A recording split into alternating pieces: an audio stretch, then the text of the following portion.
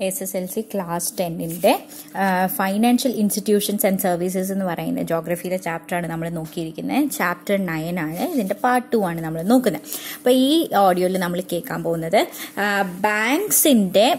ബാങ്ക്സിനെ എങ്ങനെയാണ് ക്ലാസിഫൈ ചെയ്തിരിക്കുന്നത്. അപ്പോൾ നമ്മൾ പറഞ്ഞു എല്ലാ ബാങ്കിന്റെയും ഒരു ജനറൽ ഫംഗ്ഷൻ എന്ന് പറയുന്നത് സെയിം ആണെങ്കിൽ പോലും അതിന്റെ ഓപ്പറേഷൻസിൽ കുറച്ചൊരു ഡിഫറൻസ് ഉണ്ട് എന്നുള്ളത് നമ്മൾ പറഞ്ഞു.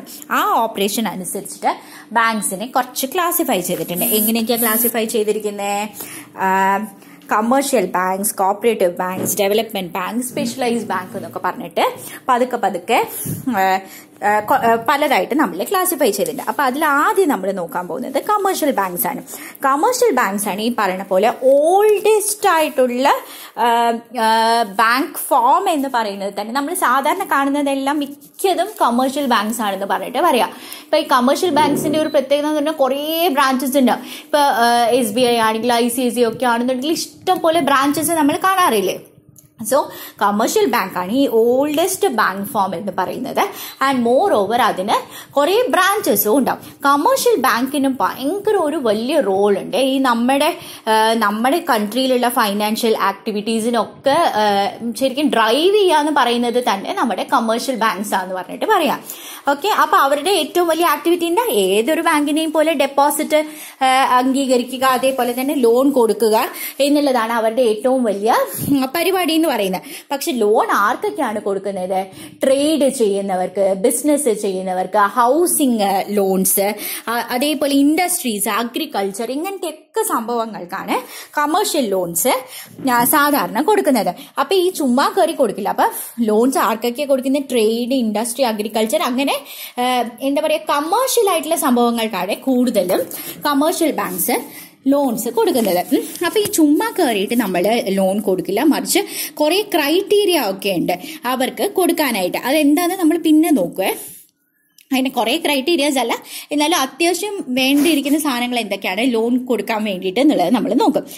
അപ്പൊ കമേഴ്ഷ്യൽ ബാങ്കിന്റെ എന്താണ് ഓൾഡസ്റ്റ് ഫോം ആണെന്നുള്ളത് പറഞ്ഞു, കുറെ ബ്രാഞ്ചസ് ഉണ്ടെന്നുള്ളത് പറഞ്ഞു, അവർക്ക് ഫൈനാൻഷ്യൽ ആക്ടിവിറ്റീസിൽ വലിയൊരു പങ്ക് ഉണ്ടെന്നുള്ളത് പറഞ്ഞു, പബ്ലിക് ഡെപ്പോസിറ്റ് എടുക്കാനും അക്സെപ്റ്റ് ചെയ്യാനും, അതേപോലെ തന്നെ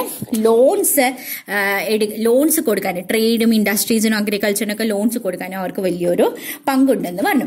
ഇനി കമേഴ്ഷ്യൽ ബാങ്ക് തന്നെ 2 ടൈപ്പ് ഉണ്ട്. ഏതൊക്കെയാ? പബ്ലിക് സെക്ടർ ബാങ്കും പ്രൈവറ്റ് സെക്ടർ ബാങ്കും. 2 സെക്ടർ ഉണ്ട്. അപ്പോൾ പബ്ലിക് സെക്ടർ ബാങ്ക് ഉണ്ട്, പ്രൈവറ്റ് സെക്ടർ ബാങ്ക് ഉണ്ട്. Private sector bank private Indian banks ഉണ്ട്, പ്രൈവറ്റ് ഫോറിൻ ബാങ്ക്സ് ഉണ്ട്. അപ്പൊ ഇന്ത്യക്കാര് ഓൺ ചെയ്യുന്ന പ്രൈവറ്റ് ഇന്ത്യൻ ബാങ്ക്സ്, ഫോറിൻ കൺട്രിയിലെ സെന്ററുള്ള private foreign banks. Private Indian ബാങ്ക്സും പ്രൈവറ്റ് ഫോറിൻ ബാങ്ക്സും ആരുടെ കീഴില? പ്രൈവറ്റ് സെക്ടർ ബാങ്ക്സിന്റെ കീഴില്. പ്രൈവറ്റ് സെക്ടർ ബാങ്ക്സ് ആരുടെ കീഴില? കമേഴ്ഷ്യൽ ബാങ്കിന്റെ കീഴില്. കമേഴ്ഷ്യൽ ബാങ്ക് ആരുടെ കീഴിലാണ്? ബാങ്ക്സ് എന്ന് പറയുന്ന ഇതിന്റെ കീഴില്. ബാങ്ക് എന്ന് പറയുന്നത് എന്തിന്റെ കീഴിലാണുള്ളത്? ബാങ്ക് എന്ന് പറയുന്നത് നമ്മുടെ ഫൈനാൻഷ്യൽ ഇൻസ്റ്റിറ്റ്യൂഷന്റെ കീഴില്. അപ്പൊ ഫൈനാൻഷ്യൽ ഇൻസ്റ്റിറ്റ്യൂഷൻസിന്റെ കീഴില് ബാങ്ക്സ് ഉണ്ട്. ആ ബാങ്കിൽ commercial bank, cooperative bank, development bank, specialised bank ഉണ്ട്. അതിൽ കമേഴ്ഷ്യൽ ബാങ്കിന്റെ കീഴില് പബ്ലിക് സെക്ടർ ബാങ്കും പ്രൈവറ്റ് സെക്ടർ ബാങ്കും ഉണ്ട്. അതിൽ പ്രൈവറ്റ് സെക്ടർ ബാങ്കിന്റെ കീഴില് പ്രൈവറ്റ് ഇന്ത്യൻ ബാങ്ക്സും പ്രൈവറ്റ് ഫോറിൻ ബാങ്ക്സും ഉണ്ട്. ഇതൊന്ന് ചാർട്ട് കാണാതെ വരച്ച് നോക്കണം കേട്ടോ, അല്ലാന്നുണ്ടെങ്കിൽ നമുക്ക് ഓർമ്മ നിൽക്കില്ല.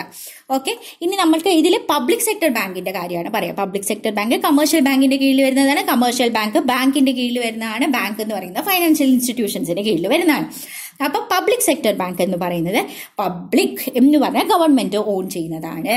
അപ്പൊ ഈ ഗവൺമെന്റ് ഓൺ ചെയ്യുന്നതാണ്. അതിന്റെ ഫംഗ്ഷൻസ് നാച്ചുറലി റിസർവ് ബാങ്ക് തന്നെയാണ് കൺട്രോൾ ചെയ്യുന്നത്. സ്റ്റേറ്റ് ബാങ്ക് ഓഫ് ഇന്ത്യ, അതിന്റെ അസോസിയേറ്റഡ് ബാങ്ക്സ്, പണ്ട് സ്റ്റേറ്റ് ബാങ്ക് ഓഫ് കേരള, അങ്ങനെയൊക്കെ പറഞ്ഞിട്ട് state bank of Kerala, state bank of Tamil Nadu എന്നൊക്കെ പറഞ്ഞിട്ട് അങ്ങനെ കുറെ ബാങ്ക്സ് ഒക്കെ ഉണ്ടായിരുന്നു. ഇപ്പൊ എല്ലാം കൂടി സ്റ്റേറ്റ് ബാങ്ക് ഓഫ് ഇന്ത്യ തന്നെയാക്കി. State bank of Trivandrum, Kerala അല്ല കേട്ടോ, SBT, state bank of Trivandrum ഒക്കെ ഉണ്ടായിരുന്നു. അതിനെല്ലാത്തിനും കൂടി മെർജ് ചെയ്തിട്ട് ഇപ്പൊ സ്റ്റേറ്റ് ബാങ്ക് ഓഫ് ഇന്ത്യ ആക്കി. സ്റ്റേറ്റ് ബാങ്ക് ഓഫ് ഇന്ത്യ, അതേപോലെ നാഷണലൈസ്ഡ് ബാങ്ക്, അതുപോലെ റീജിയണൽ റൂറൽ ബാങ്ക് അല്ല. റീജിയണൽ റൂറൽ ബാങ്ക് എന്ന് പറയുന്നത് കുഞ്ഞു ഫാമേഴ്സിനെയൊക്കെ, സ്മോൾ ഫാമേഴ്സിനെയും അഗ്രികൾച്ചർ ലേബറേഴ്സിനെയൊക്കെ ഹെൽപ്പ് ചെയ്യാൻ വേണ്ടിയിട്ട് എസ്റ്റാബ്ലിഷ് ചെയ്തിരിക്കുന്ന ഒരു ബാങ്ക് സെറ്റാണ്. കുറേ ബാങ്കുകളുണ്ട്, പല സ്റ്റേറ്റ്സിലും ഇത് എസ്റ്റാബ്ലിഷ് ചെയ്തിട്ടുണ്ടെന്ന് പറയാം. അപ്പൊ ഓരോരോ റീജിയനിൽ എസ്റ്റാബ്ലിഷ് ചെയ്തിട്ടുണ്ട്. ഓക്കെ, അപ്പൊ അതാണ് റീജിയണൽ റൂറൽ ബാങ്ക്. ഇവരെല്ലാവരുമാണ് ഈ പബ്ലിക് സെക്ടറിൽ വരുന്നത്. അപ്പൊ പബ്ലിക് സെക്ടർ എന്ന് പറയുന്നത് ഗവൺമെന്റ് ഓൺഡ്, റിസർവ് ബാങ്കിന്റെ കീഴിലാണ്. സ്റ്റേറ്റ് ബാങ്ക്, അതേപോലെ നാഷണലൈസ് ബാങ്ക്, അതേപോലെ റീജിയണൽ റൂറൽ ബാങ്ക്സ് എല്ലാം ഈ പബ്ലിക് സെക്ടർ ബാങ്കിന്റെ കീഴിൽ വരും. അപ്പൊ പബ്ലിക് സെക്ടർ ബാങ്ക് എന്ന് പറയുന്നത് കമേഴ്ഷ്യൽ ബാങ്ക് തന്നെയാണ്. കമേഴ്ഷ്യൽ ബാങ്ക് എന്ന് പറയുന്നത് it is a type of bank. Bank എന്ന് പറയുന്നത് it is a type of financial institution. അപ്പൊ പബ്ലിക് സെക്ടർ ബാങ്ക് പോലെ തന്നെയുള്ളതാണ് private sector bank. Private sector bank രണ്ടെണ്ണം ഉണ്ട്, പ്രൈവറ്റ് ഇന്ത്യൻ ബാങ്ക്സും പ്രൈവറ്റ് ഫോറിൻ ബാങ്ക്സും. പ്രൈവറ്റ് ഇന്ത്യൻ ബാങ്ക് എന്ന് പറയുന്നത് ഇത് രണ്ടെണ്ണമാണെങ്കിൽ ഈ പറയണ പോലെ എല്ലാ ബാങ്കുകളും നമ്മൾ പറഞ്ഞു it is under the control of reserve bank of India. അതിൽ വിട്ടിട്ടുള്ള കളിയൊന്നുമില്ല. റിസർവ് ബാങ്ക് ഓഫ് ഇന്ത്യയുടെ കീഴിൽ തന്നെയാണ് പ്രൈവറ്റ് ഇന്ത്യൻ കമേഴ്ഷ്യൽ ബാങ്ക്സും പ്രൈവറ്റ് ഫോറിൻ കമേഴ്ഷ്യൽ ബാങ്ക്സും. ഇത് രണ്ടും പക്ഷേ ഈ പ്രൈവറ്റ് ആയിട്ടുള്ള ഇൻഡിവിജ്വൽസ് ആണ് കേട്ടോ ഓൺ ചെയ്യണത്. അപ്പൊ പ്രൈവറ്റ് ഫോറിൻ കമേഴ്ഷ്യൽ ബാങ്കിന് ആകെപ്പാടെയുള്ള വ്യത്യാസം എന്താണെന്ന് വെച്ച് കഴിഞ്ഞാൽ അവർ ഇന്ത്യയിൽ രജിസ്റ്റേർഡ് ആയിരിക്കും. അപ്പൊ ഏതൊരു ബാങ്ക് ആണെങ്കിലും ഇന്ത്യയിൽ രജിസ്റ്റർ ചെയ്യണമെന്നുള്ളത് ഇമ്പോർട്ടന്റ് ആണ്. രജിസ്റ്റേർഡ് ആയിരിക്കും, പക്ഷെ അവരുടെ ഹെഡ് ക്വാർട്ടേഴ്സ് ഒക്കെ വേറെ ഫോറിൻ കൺട്രീസിലായിരിക്കും എന്ന് പറഞ്ഞിട്ട് പറയാണ്. Okay, so private foreign banks will be registered in India, but then they will have their headquarters in the foreign country.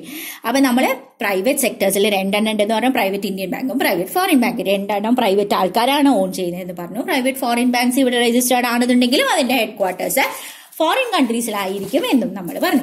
അങ്ങനെ നമ്മൾ കമേഴ്ഷ്യൽ ബാങ്ക് എന്താന്നുള്ളത് പഠിച്ചു. കമേഴ്ഷ്യൽ ബാങ്ക് ഓൾഡസ്റ്റ് ടൈപ്പ് ആണെന്നുള്ളത് പഠിച്ചു.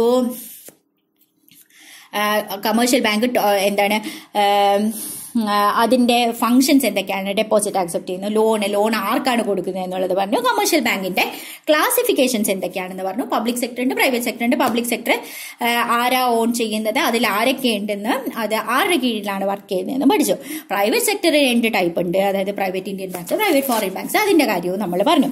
ഇനി ഫംഗ്ഷൻ എന്താ, ആക്സെപ്റ്റിംഗ്. നമ്മൾ ആദ്യമേ വീണ്ടും പറയാം, ആക്സെപ്റ്റിംഗ് ഡെപ്പോസിറ്റ്. നമ്മൾ മെയിൻ ഫംഗ്ഷൻ എന്ന് പറയുന്നത് ഡെപ്പോസിറ്റ് ആക്സെപ്റ്റ് ചെയ്യുന്നതാണ്. അപ്പൊ ഡെപ്പോസിറ്റ് ആക്സെപ്റ്റ് ചെയ്യുമ്പോഴേക്കും വെറുതെ ആക്സെപ്റ്റ് ചെയ്യില്ല, മറിച്ച് ഇൻട്രസ്റ്റും കൂടി കൊടുക്കും. ഇനി നമ്മൾ എന്തെങ്കിലും പുതിയതായിട്ട് പറയണല്ലോ, അപ്പൊ അതിന് വേണ്ടിയിട്ട് പറയാം. ഡെപ്പോസിറ്റ് എന്ന് പറയുന്നത് തന്നെ 4 ടൈപ്പ് ഉണ്ട്. എന്തൊക്കെ ടൈപ്പ് ഉള്ളത്, savings deposit, current deposit, fixed deposit, അതേപോലെ റെക്കറിംഗ് ഡെപ്പോസിറ്റ്. ഞാൻ പഠിച്ചുകൊണ്ടിരുന്ന സമയത്ത് ഇതൊക്കെ എന്താ സാധനം എനിക്ക് ഒരു ഐഡിയ ഉണ്ടായിരുന്നില്ല. അപ്പൊ അത് കഴിഞ്ഞിട്ട് നമ്മൾ ജോലിക്ക് കയറിയിട്ട് ഓരോരോ ടൈപ്പ് ഓഫ് ഡെപ്പോസിറ്റുകളെ കുറിച്ച് ഓരോ ഡെപ്പോസിറ്റ് ഇട്ട് തുടങ്ങുമ്പോഴാണ് ഇത് എന്താ സംഭവം എന്നുള്ളത് മനസ്സിലാവുന്നത്. അപ്പൊ നിങ്ങൾ വെക്കേഷനൊക്കെ കിട്ടുമ്പോഴേക്കും വെറുതെ ബാങ്കിൽ പോയിട്ട് ഓരോരോ ടൈപ്പ് ഓഫ് ഡെപ്പോസിറ്റ് 1 രൂപയ്ക്ക് 2 രൂപയ്ക്കൊക്കെ ഇങ്ങനെ 0 ബാലൻസ് അക്കൗണ്ടുകളൊക്കെ സ്റ്റാർട്ട് ചെയ്യാൻ പറ്റും. ചുമ്മാ പോയി ട്രൈ ചെയ്യണം കേട്ടോ. ഓക്കെ, അപ്പൊ ഡെപ്പോസിറ്റ് എന്തൊക്കെ ടൈപ്പ് ഉള്ളത്, savings deposit, current deposit, fixed deposit, recurring deposit. Savings deposit എന്ന് പറയുന്നത് എന്താന്ന് വെച്ച് കഴിഞ്ഞാൽ നമ്മുടെ സേവിങ്സിനെ ഡെപ്പോസിറ്റ് ചെയ്യുന്നതാണ് സേവിങ്സ് ഡെപ്പോസിറ്റ്. പബ്ലിക്കിന് സേവിങ്സ് ഡെപ്പോസിറ്റ് ചെയ്യാൻ പറ്റും. അതിന് പക്ഷേ ഈ സേവിങ്സ് ഡെപ്പോസിറ്റ് എന്താന്ന് വെച്ച് കഴിഞ്ഞാൽ അതിൽ നിന്ന് നമുക്ക് ഫണ്ട് എപ്പോൾ വേണമെങ്കിലും വിഡ്രോ ചെയ്യാം. പക്ഷെ അതിന് ചില റെസ്ട്രിക്ഷൻസ്, ഓരോ ബാങ്കിനും ഓരോ റെസ്ട്രിക്ഷൻസ് ആണ്. ഒരു ദിവസം സേവിങ്സ് ഡെപ്പോസിറ്റിന് പിൻവലിക്കാൻ പറ്റുന്ന എമൗണ്ടിന് ഒരു റെസ്ട്രിക്ഷൻ ഉണ്ടാവും. എത്ര പ്രാവശ്യം പിൻവലിക്കാൻ പറ്റും എന്നുള്ളതിനും റെസ്ട്രിക്ഷൻ ഉണ്ടാവും. അതാണ് സേവിങ്സ് ഡെപ്പോസിറ്റിന്റെ ഒരു പ്രത്യേകത എന്ന് പറയുന്നത്. പിന്നെ ഈ സേവിങ്സ് ഡെപ്പോസിറ്റ് ഈ പറയുന്ന പോലെ എല്ലാ ദിവസവും പിൻവലിക്കാം എന്നുള്ളത് കൊണ്ട് തന്നെയും ബാങ്ക് അതിന് ഒരു ലോ റേറ്റ് ഓഫ് ഇൻട്രസ്റ്റേ കൊടുക്കുള്ളൂ. കാരണം എന്താ, ഈ ബാങ്കിന് ഹൈ റേറ്റ് ഓഫ് ഇൻട്രസ്റ്റ് കൊടുക്കണമെങ്കിൽ എപ്പോഴും ഒരു പ്രെഡിക്റ്റബിലിറ്റി വേണമെന്ന് പറയാം. ഒരു വർഷം ഈ കാശ് എന്റെ കയ്യിൽ നിൽക്കുമെന്ന് ഞാനിപ്പോ ബാങ്കാണെന്ന് വിചാരിച്ചോളൂ. ഒരു വർഷം ഞാൻ 1000 രൂപ ഡെപ്പോസിറ്റ് വാങ്ങിച്ചു. അപ്പൊ 1000 രൂപ ഒരു വർഷത്തേക്ക് എന്റെ കയ്യിലുണ്ട്. അപ്പൊ 1000 രൂപ വെച്ചിട്ട് എനിക്ക് എന്ത് വേണമെങ്കിലും ചെയ്യാം. 3 മാസത്തേക്ക് വേറൊരാൾക്ക് കടം കൊടുക്കാം, ലോൺ കൊടുക്കാം. 3 മാസം കഴിയുമ്പോൾ അയാൾ എനിക്ക് തിരിച്ചു തരും. കാരണം എനിക്ക് മറ്റേ ആൾക്ക് ഒരു വർഷം കഴിഞ്ഞിട്ട് സാധനം കൊടുത്താൽ മതിയല്ലോ. അപ്പൊ എനിക്ക് ഈ കാശ് റോൾ ചെയ്തിട്ട് എനിക്ക് കൂടുതൽ കാശ് ഉണ്ടാക്കാൻ പറ്റും. അങ്ങനെ ഒരു പ്രെഡിക്റ്റബിലിറ്റി ബാങ്കിന് വേണം. അങ്ങനെയാണെങ്കിൽ അവർ മര്യാദയ്ക്ക് ഇൻട്രസ്റ്റ് തരുള്ളൂ. പക്ഷെ സേവിങ്സ് അക്കൗണ്ടിന്റെ പ്രശ്നം എന്താ, നമ്മുടെ സേവിങ്സ് എക്സ്ട്രാ ഉണ്ടെങ്കിൽ നമുക്ക് അതിൽ ബാങ്കിൽ കൊണ്ടുപോയിട്ട് ഇടാം. പക്ഷേ ഈ ഡെപ്പോസിറ്ററിന് എപ്പോൾ വേണമെന്നുണ്ടെങ്കിലും മണി വിഡ്രോ ചെയ്യാം.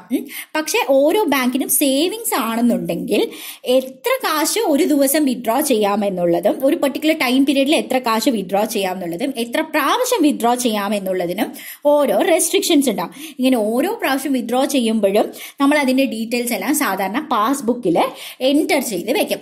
അതിന് വേണ്ടിയിട്ടാണ് പാസ്ബുക്ക്. എങ്ങനെ ട്രാൻസാക്ഷൻ നടക്കുന്നു എന്ന് അറിയാൻ വേണ്ടിയിട്ട്. പണ്ട് കമ്പ്യൂട്ടറൊക്കെ ഇല്ലാത്ത കാലത്താണ് ഈ പാസ്ബുക്കിന്റെ ഒക്കെ ഉപയോഗം ഭയങ്കര കൂടുതലായിട്ടുണ്ടായിരുന്നത്. ഇപ്പൊ തന്നെയും കുറച്ച് യങ്ങർ ജനറേഷൻ ആയിട്ട് കുറെ കൂടി ടെക്നോളജി അങ്ങനെ ഉപയോഗിക്കാത്ത ആൾക്കാരാണ് കൂടുതലും ഈ പാസ്ബുക്ക് ഉപയോഗിക്കുന്നത്. അപ്പൊ ടെക്നോളജിക്കലി ആയിട്ടാണ് ഫോണിൽ വഴിയാണ് ട്രാൻസാക്ഷൻ നടക്കുന്നതെന്നുണ്ടെങ്കിൽ ഈ പറയുന്ന പോലെ ഈ പാസ്ബുക്ക് ഇലക്ട്രോണിക് പാസ്ബുക്ക് ആണുള്ളത്. ചുമ്മാ നമ്മുടെ മൊബൈൽ എടുത്ത് നോക്കിയാൽ തന്നെ നമ്മൾ എന്തൊക്കെ ട്രാൻസാക്ഷൻസ് ചെയ്തു എന്നുള്ളത് നമുക്ക് കാണാൻ പറ്റും എന്ന് പറഞ്ഞിട്ട് പറയാണ്. ഓക്കെ, അപ്പൊ സാധാരണ ഇങ്ങനെ ട്രാൻസാക്ഷൻസ് ഒക്കെ നടക്കുമ്പോഴത്തേക്ക് നമ്മൾ പാസ്ബുക്കിൽ എൻ്റർ ചെയ്ത് വെക്കും. അപ്പൊ സേവിങ്സ് ഡെപ്പോസിറ്റിൽ സാധാരണ ഇൻട്രസ്റ്റ് കുറവായിരിക്കും ഓരോരോ ബാങ്കുകളും കൊടുക്കുന്നത്. അപ്പൊ പല ബാങ്കുകളും പല റെഗുലേഷൻസ് ആണ് വെക്കുന്നത്. എത്ര പ്രാവശ്യം ഇതിൽ നിന്ന് വിത്ഡ്രോ ചെയ്യാനും എത്ര എമൗണ്ട് വിത്ഡ്രോ ചെയ്യാം ഫോർ ഗിവൺ ടൈം പീരീഡ് എന്ന് പറഞ്ഞിട്ട് പറയാം. ഇനി അടുത്തത് കറന്റ് ഡെപ്പോസിറ്റ്. കറന്റ് ഡെപ്പോസിറ്റ് എന്ന് പറഞ്ഞു കഴിഞ്ഞാൽ സാധാരണ ഈ ട്രേഡേഴ്സും ബിസിനസ് ആൾക്കാരും ഉണ്ടല്ലോ, അവർക്ക് ഇങ്ങനെ എപ്പോൾ വേണമെന്നുണ്ടെങ്കിലും വിത്ഡ്രോ ചെയ്യാം, എപ്പോൾ വേണമെന്നുണ്ടെങ്കിലും കാശ് കിട്ടിയിട്ട് ഡെപ്പോസിറ്റ് ചെയ്യാം എന്നുള്ള പരിപാടിയാണ്. കാരണം ഇപ്പൊ ഒരു ബിസിനസ് ആളെന്നുണ്ടെങ്കിൽ ഒരു ലോറി വന്നു, അപ്പൊ തന്നെ നമ്മൾ വിത്ഡ്രോ ചെയ്തിട്ട് ആ ലോറിക്കാരന് കാശ് കൊടുക്കണമല്ലോ. അപ്പൊ അതേപോലെ തന്നെ തിരിച്ചെന്തെങ്കിലും വലിയ ട്രാൻസാക്ഷൻ നടന്നിട്ട് പെട്ടെന്ന് കാശ് കിട്ടി, അതുകൊണ്ടിട്ട് ഡെപ്പോസിറ്റ് ചെയ്യണം. സോ അങ്ങനെയുള്ളവർക്ക് വേണ്ടിയിട്ടാണ് ഈ കറണ്ട് ഡെപ്പോസിറ്റ് എന്ന് പറയുന്ന സാധനം ഉള്ളത്.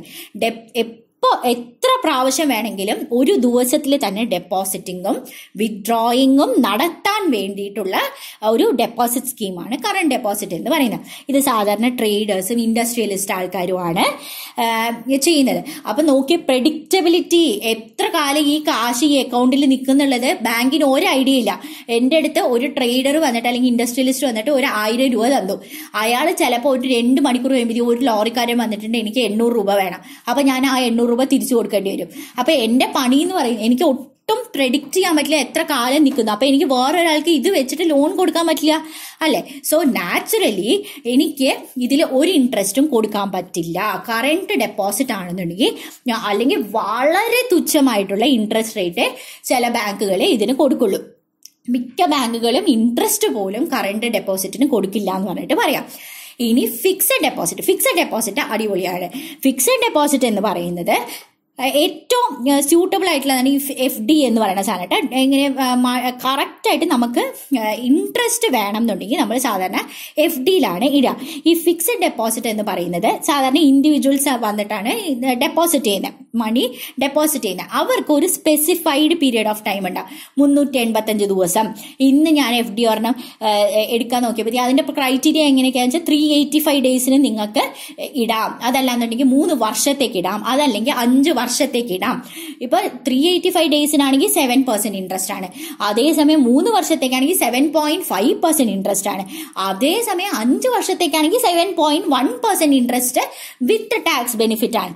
അപ്പൊ ഏത് ബാങ്കിലാണ് നമ്മൾ ഇടുന്നത്, എത്ര എമൗണ്ട് ആണ് ഇടുന്നത്, എത്ര കാലത്തേക്കാണ് ഇടുന്നത് എന്നുള്ളതിനനുസരിച്ചിട്ട് FDയുടെ ഇൻട്രസ്റ്റ് റേറ്റുകൾ മാറും എന്ന് പറഞ്ഞിട്ട് പറയാം. അപ്പൊ ഇതിന്റെ ഒരു പ്രത്യേകത, 3 വർഷത്തേക്ക് ഞാനിട്ടു, എനിക്കൊരു സുപ്രഭാതത്തിൽ തോന്നി ശരി ഞാനിത് ക്ലോസ് ചെയ്യാൻ പോവാ, അങ്ങനെ ചെയ്ത് കഴിഞ്ഞാൽ നമ്മൾ ഈ പറഞ്ഞ എന്റെ ബാങ്ക് പറഞ്ഞിരിക്കുന്ന ഇൻട്രസ്റ്റ് റേറ്റിൽ എനിക്ക് കാശ് തിരിച്ചു കിട്ടണം എന്നില്ല. ഓക്കെ, അതിനേക്കാളും കുറവ് എമൗണ്ടിൽ മാത്രമേ ഞാൻ മെച്യൂർ ആവുന്ന പറഞ്ഞാൽ 3 വർഷം കംപ്ലീറ്റ് ചെയ്താൽ എന്റെ ഡെപ്പോസിറ്റ് മെച്യൂറായി എനിക്ക് അപ്പൊ കറക്റ്റ് ആയിട്ട് അവർ പ്രോമിസ് ചെയ്തിരിക്കുന്ന എമൗണ്ട് എനിക്ക് തിരിച്ചു കിട്ടും. പക്ഷെ മെച്യൂർ ആവുന്നതിന് മുമ്പ് തന്നെ ഞാനത് വിത്ഡ്രോ ചെയ്ത് കഴിഞ്ഞ് കഴിഞ്ഞാൽ എനിക്ക് ആ ഇൻട്രസ്റ്റ് റേറ്റ് കിട്ടില്ല, മറിച്ച് ഇൻട്രസ്റ്റ് റേറ്റ് കുറവേ നമുക്ക് കിട്ടുള്ളൂ എന്ന് പറഞ്ഞിട്ട് പറയാം. അപ്പൊ ഫിക്സഡ് ഡെപ്പോസിറ്റ് ആണ് ഇൻഡിവിജ്വൽസിന് ഇൻസ്റ്റിറ്റ്യൂഷൻസിന് ഒരു സ്പെസിഫിക് പീരിയഡിലേക്ക് ഡെപ്പോസിറ്റ് ചെയ്യുന്നതിനാണ് ഫിക്സഡ് ഡെപ്പോസിറ്റ് എന്ന് പറയുന്നത്. ഇതിന്റെ ഇൻട്രസ്റ്റ് റേറ്റ് എന്ന് പറയുന്നത് എത്ര എമൗണ്ട് ഇട്ടു അതേപോലെ തന്നെ എത്ര കാലത്തേക്ക് ഇട്ടു എന്നുള്ളതനുസരിച്ചിട്ടാണ് ഇൻട്രസ്റ്റ് റേറ്റ് വരുന്നത്. ഈ സാധാരണഗതിയിൽ ഈ കാശ് എന്ന് പറയുന്നത് മെച്യൂരിറ്റി കഴിഞ്ഞാൽ മാത്രമേ നമുക്ക് വിത്ഡ്രോ ചെയ്യാൻ പറ്റുള്ളൂ. പക്ഷേ എങ്ങാനും നമ്മൾ അതിന് മുമ്പാണ് വിത്ഡ്രോ ചെയ്യുന്നതെന്നുണ്ടെങ്കിൽ അതിന്റെ ഇൻട്രസ്റ്റ് റേറ്റ് ഭയങ്കര കുറവായിരിക്കും. ഓക്കെ, ഇനി അടുത്തത് റെക്കറിംഗ് ഡെപ്പോസിറ്റ് എന്ന് പറഞ്ഞു കഴിഞ്ഞാൽ ഒരു എല്ലാ മാസവും ഇപ്പം എനിക്ക് 1 ലക്ഷം രൂപ ഒറ്റയടിക്ക് ഡെപ്പോസിറ്റ് ചെയ്യണം എന്ന് വിചാരിച്ചോളൂ. അപ്പൊ നമ്മുടെ കയ്യിൽ ചിലപ്പോൾ 1 ലക്ഷം രൂപ ഉണ്ടാവില്ല. അപ്പൊ ഫിക്സഡ് ഡെപ്പോസിറ്റ് എന്ന് പറഞ്ഞു കഴിഞ്ഞാൽ 1 ലക്ഷം രൂപ ഒറ്റയടിക്ക് ഡെപ്പോസിറ്റ് ചെയ്തു, 3 വർഷത്തേക്ക് ഞാൻ അതിനെ തിരിഞ്ഞു നോക്കില്ല, അല്ലെങ്കിൽ 5 വർഷത്തേക്ക് ഞാൻ അതിനെ തിരിഞ്ഞു നോക്കില്ല. പക്ഷേ റെക്കറിംഗ് ഡെപ്പോസിറ്റ് എങ്ങനെയാണെന്നറിയോ, ഒറ്റയടിക്ക് അത്രയും കാശില്ല, പക്ഷെ നമ്മൾ പതുക്കെ 1 ലക്ഷം അച്ചീവ് ചെയ്യും. അപ്പൊ ഒരു മാസം 1000 രൂപ, അടുത്ത മാസം 1000 രൂപ, അങ്ങനെ റെക്കർ ചെയ്തിട്ട് ഡെപ്പോസിറ്റ് ചെയ്യുന്നതാണ് റെക്കറിംഗ് ഡെപ്പോസിറ്റ്.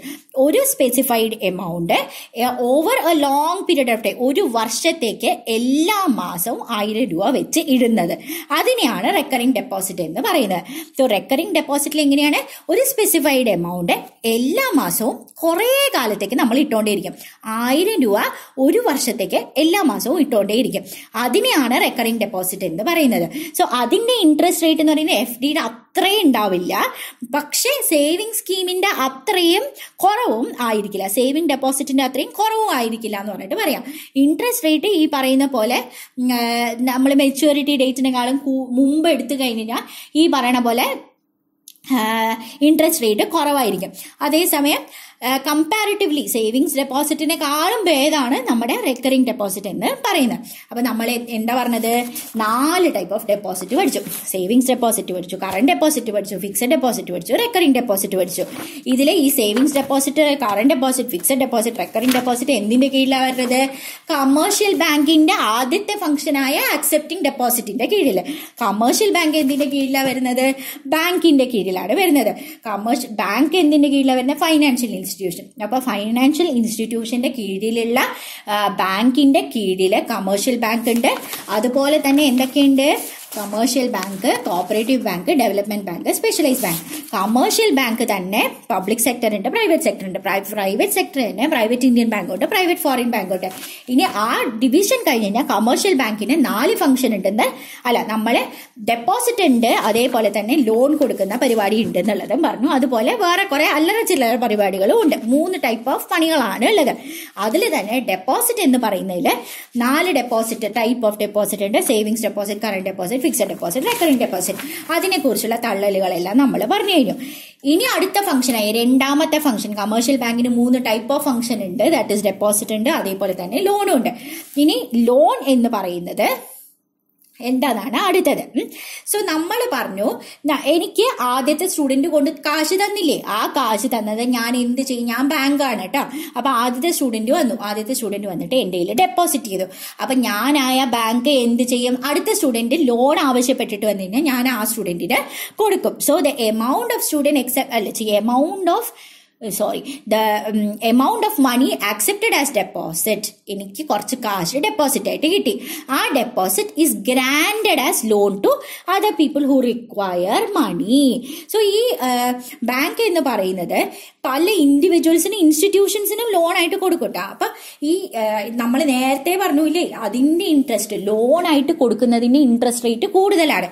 ഒന്ന് ഓടിച്ച് പറയാം, ആദ്യത്തെ ആള് ഡെപ്പോസിറ്റ് ചെയ്യാൻ വന്നു, ആദ്യത്തെ സ്റ്റുഡന്റ് ഡെപ്പോസിറ്റ് ചെയ്തിട്ട് 1000 രൂപ തരാന്ന് പറഞ്ഞു, 1 വർഷം കഴിഞ്ഞിട്ടേ ഞാൻ വാങ്ങിക്കുള്ളൂ എന്ന് പറഞ്ഞു. അപ്പൊ ഞാനായ ബാങ്ക് പറഞ്ഞു 1100 രൂപയായിട്ട് തരാം, 10% ഇൻട്രസ്റ്റ് തരാട്ടോ മാഷേ എന്ന് പറഞ്ഞു. എന്നിട്ട് രണ്ടാമത്തെ ആള് വന്നിട്ട് പറഞ്ഞു എനിക്ക് ലോൺ വേണം എന്ന് പറഞ്ഞു. ലോൺ വേണമെന്ന് പറഞ്ഞപ്പോൾ ഞാൻ 6 മാസത്തിൽ തിരിച്ചു തരാം എന്ന് പറഞ്ഞു. അപ്പൊ ഞാൻ പറഞ്ഞു ഞാൻ 1000 രൂപ തരാം, നിങ്ങളൊരു കാര്യം ചെയ്യണം, എനിക്ക് 1200 ആയിട്ട് തിരിച്ചു തരണം, 20% ഇൻട്രസ്റ്റ് ആയിട്ട് തിരിച്ചു തരണം എന്ന് പറഞ്ഞു. അപ്പൊ എപ്പോഴും ലോൺ കൊടുക്കുമ്പോൾ അതിന്റെ ഇൻട്രസ്റ്റ് റേറ്റ് കൂടുതലായിരിക്കും. Okay, will be higher than the interest rate of the deposit എന്ന് പറഞ്ഞിട്ട് പറയാം. ഇതിന്റെ ഒരു ഡിഫറൻസ് ഉണ്ടല്ലോ, അതെന്ന് പറയുന്നത് ഈ ഡിഫറൻസ് ആണ് ബാങ്കിന്റെ ഒരു ഇൻകം ആയിട്ട് അവരെ എടുക്കുന്നത്. സോ ഈ ഇൻട്രസ്റ്റ് റേറ്റ്, ലോണിന്റെ ഇൻട്രസ്റ്റ്, നമ്മൾ ഇനി ലോണിന്റെ കാര്യം മാത്രമാണ് നോക്കണേ. അപ്പൊ ലോണിന്റെ ഇൻട്രസ്റ്റ് റേറ്റ് എന്ന് പറയുന്നത് എത്ര കാലം ലോൺ ഉണ്ടാവും, അതിന്റെ ആവശ്യം എന്താണ്. അപ്പൊ ഹൗസിംഗ് ലോൺ ഡിഫറെന്റ് ആയിരിക്കും, വെഹിക്കിൾ ലോണിന് ഡിഫറെന്റ് ഇൻട്രസ്റ്റ് ആയിരിക്കും. അതേപോലെ ഹൗസിംഗ് ലോൺ തന്നെ 10 വർഷത്തേക്ക് അടച്ചു തീർക്കാൻ പറ്റുന്നത്, 15 വർഷം കൊണ്ട് അടച്ചു തീർക്കാൻ പറ്റുന്നത്, അതിന്റെ ഇൻട്രസ്റ്റ് റേറ്റ് ഡിഫറെന്റ് ആയിരിക്കും. സോ എത്ര കാലത്തേക്ക് ലോണ്, എത്ര എമൗണ്ടിന്റെ ലോണ്, എന്താവശ്യത്തിന് ലോണ് എന്നൊക്കെ ഉള്ളതിനനുസരിച്ചിട്ട് ലോണിന്റെ ഇൻട്രസ്റ്റ് റേറ്റ് ഡിഫറെന്റ് ആയിരിക്കും. സാധാരണ ലോൺ എടുക്കാൻ വരുമ്പോ ചുമ്മാ കയറിയിട്ട് കാശ് തരില്ല ബാങ്കുകാര്. ഓക്കെ ചേട്ടാ എനിക്കൊരു 1 ലക്ഷം രൂപ വേണം എന്ന് ബാങ്കിന്റെ അടുത്ത് പോയി പറയുമ്പോഴത്തേക്ക് ഇതാ പിടിച്ചു 1 ലക്ഷം എന്ന് പറഞ്ഞിട്ട് തരില്ല. അതിന് കുറെ പരിപാടികളുണ്ട്. ആദ്യം നമ്മൾ ഒരു കൊളാട്രൽ കൊടുക്കണം, ഈട് വെക്കുക എന്ന് പറയും. കൊളാട്രൽ എന്ന് പറയുന്നത് ഒന്നില്ലെങ്കിൽ ഗോൾഡ് വെച്ചിട്ട്, അതല്ലെങ്കിൽ എന്തെങ്കിലും പ്രോപ്പർട്ടി ഡോക്യുമെന്റ്, വീടിന്റെ ആധാരം വെച്ചിട്ട്, സർട്ടിഫിക്കറ്റ്, പ്രോപ്പർട്ടി ഡോക്യുമെന്റ്, അതല്ലാന്നുണ്ടെങ്കിൽ FD certificate, fixed deposit certificates വെച്ചിട്ട് ഒക്കെ നമുക്ക് ലോൺ എടുക്കാന്ന് പറയാം. ഇപ്പൊ ഈ സാലറി സർട്ടിഫിക്കറ്റ് ഇല്ലേ, നമുക്ക് ഓഫീസിൽ നിന്ന് സാലറി സർട്ടിഫിക്കറ്റ് കിട്ടും, അത് വെച്ചിട്ട് നമുക്ക് ലോൺ എടുക്കാൻ പറ്റും. സോ ഇങ്ങനെ നമ്മുടെ ഇൻഡിവിജ്വൽസിനും ഇൻസ്റ്റിറ്റ്യൂഷൻസിനും ഒക്കെ ഈ കൊളാട്രൽ എന്ന് പറഞ്ഞാൽ ഈട് വെച്ചിട്ട് നമ്മുടെ ബാങ്കുകാർ ലോൺ കൊടുക്കില്ലേ, അതിനെ പറയുന്ന പേരാണ് ക്യാഷ് ക്രെഡിറ്റ്. അപ്പൊ ഈ ലോൺ തന്നെ 2 ടൈപ്പ് ഉണ്ട്. 2 ടൈപ്പ് ഏതാ? ഒരെണ്ണം ക്യാഷ് ക്രെഡിറ്റ്, അടുത്തത് ഓവർ ഡ്രാഫ്റ്റ്. 2 ടൈപ്പ് ലോണുകളുണ്ട്. അപ്പൊ ഈ ക്യാഷ് ക്രെഡിറ്റ് എന്ന് പറഞ്ഞാൽ എന്താണെന്നാണ് നമ്മൾ പറഞ്ഞത്? ബാങ്കുകാര് ഇൻഡിവിജ്വൽസിനും ഇൻസ്റ്റിറ്റ്യൂഷൻസിനും എന്തെങ്കിലും കൊളാട്രൽ വെച്ചിട്ട്, കൊളാട്രൽ എന്ന് പറഞ്ഞാൽ ഈ ഈടുകൾ എന്തൊക്കെയായിരിക്കാം? സ്വർണമായിരിക്കാം, അല്ലെങ്കിൽ ബാങ്ക് നമ്മുടെ പ്രോപ്പർട്ടി ഡോക്യുമെന്റ് ആയിരിക്കാം, വീടിന്റെ ആധാരമായിരിക്കാം പ്രോപ്പർട്ടി ഡോക്യുമെന്റ്, അതല്ലാന്നുണ്ടെങ്കിൽ FD ഡെപ്പോസിറ്റ്സ്, ഇപ്പൊ സാലറി സർട്ടിഫിക്കറ്റ്സും ആക്സെപ്റ്റ് ചെയ്തിട്ടുണ്ട്. ഇങ്ങനത്തെ കൊളാട്രൽ ആക്സെപ്റ്റ് ചെയ്തിട്ട് ഇൻഡിവിജ്വൽസിനും ഇൻസ്റ്റിറ്റ്യൂഷൻസിനും ലോൺ കൊടുക്കുന്നതിനെയാണ് ക്യാഷ് ക്രെഡിറ്റ് എന്ന് പറയുന്നത്. ക്യാഷ് ക്രെഡിറ്റ് എന്തിനു വേണ്ടിയിട്ടാണ് കൊടുക്കുക? എന്തെങ്കിലും അഗ്രികൾച്ചർ പർപ്പസ്, ഇൻഡസ്ട്രിയൽ പർപ്പസ്, വീട് വെക്കാൻ, വെഹിക്കിൾസ് പർച്ചേസ് ചെയ്യാൻ, അല്ലെങ്കിൽ വീട്ടിന്റെ ആവശ്യത്തിനുള്ള സാധനങ്ങൾ വാങ്ങിക്കാനും ഒക്കെ ഈ ലോൺ സാധാരണ കൊടുക്കാറുണ്ട്. അപ്പൊ ലോണാണ് നമ്മൾ പറയുന്നത്. ലോൺ 2 ടൈപ്പ് ഉണ്ടെന്ന് പറഞ്ഞു. ഒരെണ്ണം ക്യാഷ് ക്രെഡിറ്റ് ഉണ്ടെന്ന് പറഞ്ഞു, അടുത്തത് ഓവർ ഡ്രാഫ്റ്റ് ഉണ്ടെന്ന് പറഞ്ഞു. ക്യാഷ് ക്രെഡിറ്റ് തന്നെ എന്താണ് ക്യാഷ് ക്രെഡിറ്റ്? അതിന്റെ ക്രൈറ്റീരിയ എന്താ? കൊളാട്രൽ വെച്ചിട്ടാണ് ക്യാഷ് ക്രെഡിറ്റ് കൊടുക്കുന്നത്. എന്തിനു വേണ്ടിയിട്ടാണ് ക്യാഷ് ക്രെഡിറ്റ് കൊടുക്കുന്നതെന്ന് നമ്മൾ പറഞ്ഞു. എന്താണ് ക്യാഷ് ക്രെഡിറ്റ്? അതിന് കൊളാട്രൽ വേണം, കൊളാട്രൽ എന്തൊക്കെ ആക്സെപ്റ്റ് ചെയ്യുന്നു പറഞ്ഞു. അതുപോലെ എന്തിനു വേണ്ടിയിട്ടാണ് ക്യാഷ് ക്രെഡിറ്റ് കൊടുക്കുന്നത്? അഗ്രികൾച്ചർ, ഇൻഡസ്ട്രിയൽ, വീട് വെക്കാൻ, നമുക്ക് ആദ്യം വീട് വെക്കണം എന്ന് തോന്നും, വീട് വെച്ച് കഴിഞ്ഞാൽ ഒരു വണ്ടി വേണം തോന്നും, വണ്ടി വാങ്ങിക്കുന്നത് മാത്രമല്ല വീട്ടിന് ആവശ്യമായ സാധനങ്ങൾ വേണം തോന്നും. ഇതിനെല്ലാത്തിനും ലോൺ കിട്ടും. അത് കഴിയുമ്പോൾ വീടൊക്കെ ആയി കുറച്ച് മുറ്റം ഉണ്ടെങ്കിൽ അഗ്രികൾച്ചർ ചെയ്യാൻ തോന്നും, അങ്ങനെ അഗ്രികൾച്ചർ പർപ്പസിന് ലോൺ കിട്ടും. അതേപോലെ ഇൻഡസ്ട്രിയൽ പർപ്പസസിന് ലോൺ കിട്ടും എന്ന് പറഞ്ഞിട്ട് പറയാണ്. ഓക്കെ, ഇനി അടുത്ത ടൈപ്പ് ഓഫ് ലോൺ എന്ന് പറഞ്ഞാൽ ഓവർ ഡ്രാഫ്റ്റ് എന്ന് പറയുന്നത്, എനിക്ക് ഒരു ബാങ്കില് കാശുണ്ടെന്ന് വിചാരിച്ചോ, 10,000 രൂപയുണ്ട്, പക്ഷേ എന്റെ ആവശ്യം 12,000 രൂപയാണ്. അപ്പോ എന്റെ ബാങ്ക് എനിക്ക് ഓവർ ഡ്രാഫ്റ്റ് തരും. എന്റെ കയ്യിലുള്ള ബാലൻസ് ആയ 10,000 രൂപേനേക്കാളും കൂടുതൽ കാശ് എനിക്ക് എന്റെ ബാങ്ക് തരും. ഇങ്ങനെയുള്ളതിനെയാണ് ഓവർ ഡ്രാഫ്റ്റ് എന്ന് പറയുന്നത്. സോ ഇത് സാധാരണ എല്ലാവർക്കും കിട്ടില്ല, മറിച്ച് ഫ്രീക്വന്റ് ആയിട്ട് നമ്മുടെ ബാങ്കിന്റെ ഫെസിലിറ്റി യൂസ് ചെയ്യുന്നവർ, ഫ്രീക്വന്റ് ട്രാൻസാക്ഷൻസ് ബാങ്കിൽ ചെയ്യുന്നവർക്കാണ് നമ്മുടെ കറന്റ് ഡെപ്പോസിറ്റ്, അതേപോലെ തന്നെ ഈ ആള് കറന്റ് ഡെപ്പോസിറ്റ് മെയിൻറ്റെയിൻ ചെയ്തിട്ടുണ്ടെങ്കിൽ നമുക്ക് ഓവർ ഡ്രാഫ്റ്റിന്റെ ഫെസിലിറ്റി യൂസ് ചെയ്യാം. അപ്പൊ എന്തൊക്കെയാണ് ഈ ഓപ്പർച്യൂണിറ്റി സാധാരണ കിട്ടുന്നത്? ഓവർ ഡ്രാഫ്റ്റ് എന്ന് പറയുന്ന പരിപാടി കിട്ടുന്നത് കറന്റ് ഡെപ്പോസിറ്റ് സാധാരണ മെയിൻറ്റെയിൻ ചെയ്യുന്ന ആള്, അതേപോലെ തന്നെ ഫ്രീക്വന്റ് ആയിട്ട് ട്രാൻസാക്ഷൻസ് ഈ ബാങ്കിൽ ചെയ്യുന്ന ആൾക്കാർക്കാണ് ഓവർ ഡ്രാഫ്റ്റ് കിട്ടുന്നത്. ഓവർ ഡ്രാഫ്റ്റ് എന്ന് പറയുന്നത് എന്താണ്? ഒരു കസ്റ്റമറിന് പുള്ളിക്കാരൻ മെയിൻറ്റെയിൻ ചെയ്യുന്ന ബാലൻസിനേക്കാളും കൂടുതൽ കാശ് കിട്ടുന്ന പരിപാടി, അതിനെയാണ് overdraft. So this is an opportunity. Overdraft is a opportunity using which the customer can withdraw a money above his balance, over and above the balance which is in her account. പുള്ളിക്കാരന്റെ അക്കൗണ്ടിൽ maintain ചെയ്ത ബാലൻസിനേക്കാളും കൂടുതൽ കാശ് withdraw ചെയ്യുന്നതിനെയാണ് over draft എന്ന് പറയുന്നത്. അപ്പൊ 10,000 രൂപയാണ് എന്റെ കറണ്ട് അക്കൗണ്ടിലുള്ളത്, മറിച്ച് 12,000 രൂപ ബാങ്കിൽ നിന്നും വിത്ഡ്രോ ചെയ്യുക എന്ന് പറയുന്നത് ഓവർ ഡ്രാഫ്റ്റ്. അപ്പൊ ബാങ്ക് എന്ത് ചെയ്യും? 2,000 രൂപ എന്ന് പറയുന്ന അഡീഷണൽ എമൗണ്ടിന് നമ്മളെ ഇൻട്രസ്റ്റ് ചാർജ് ചെയ്യും. ഓക്കെ, അപ്പൊ അത്രയും മനസ്സിലായോ? സോ നമ്മൾ എന്തൊക്കെ പഠിച്ചു? 2 ടൈപ്പ് ഓഫ് ലോണുകൾ പഠിച്ചു. ക്യാഷ് ക്രെഡിറ്റും പഠിച്ചു, അതുപോലെ തന്നെ ഓവർ ഡ്രാഫ്റ്റും പഠിച്ചു.